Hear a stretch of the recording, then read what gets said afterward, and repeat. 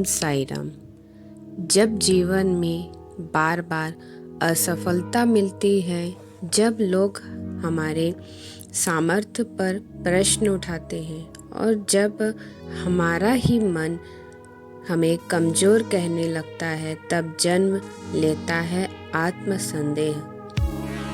लेकिन साईं बाबा कहते हैं, श्रद्धा और सबूरी रखो, मैं तुम्हारे साथ हूँ।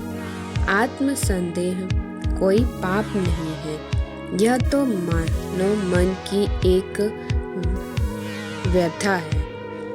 पर उसी अवस्था को दिव्य आत्मविश्वास में बदलना, यही साईं बाबा का मार्ग है। साईं बाबा ने कभी स्वयं को महान नहीं कहा, लेकिन उनका विश्वास ईश्वर में अडिग था। वे सिखाते हैं कि खुद पर नहीं, ईश्वर पर भरोसा रखो और वही भरोसा तुम्हें मजबूत बना देगा। जब हम कहते हैं मैं नहीं कर सकता, तो साईं बाबा मुस्कुराकर कहते हैं, तू नहीं, मैं करूँगा।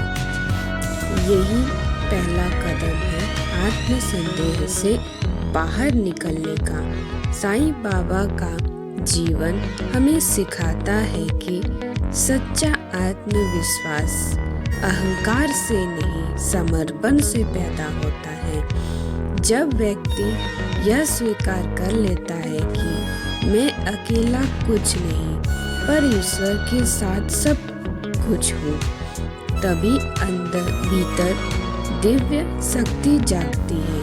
साईं बाबा कहते हैं, जो होता है अच्छे के लिए होता है।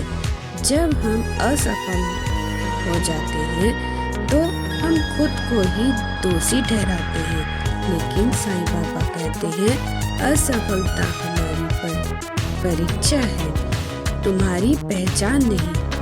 जो इस सत्य को समझ लेता है, उसका आत्मसंदेह धीरे धीरे आत्मविश्वास में बदलने लगता है। साईं बाबा का मार्ग बहुत सरल है। श्रद्धा, विश्वास रखो कि साईं बाबा तुम्हारे साथ है। सबूरी, समय आने पर सब ठीक होगा। सेवा, दूसरों की मदद में अपनी चिंता भूल जाओ। स्मरण, बाबा का नाम मन में बसाओ। जब तुम किसी की सेवा करते हो तो तुम्हें अपनी कमजोरियां छोटी लगने लगती हैं। यही सेवा आत्मसंदेह को मिटाती है। साईं बाबा कहते हैं, मनुष्य डरता है क्योंकि वह भविष्य में जीता है, लेकिन जो बाबा पर विश्वास करता है वह वर्तमान में जीता है। और वर्तमान में ही रहने वाला व्यक्ति कभी कमजोर नहीं होता।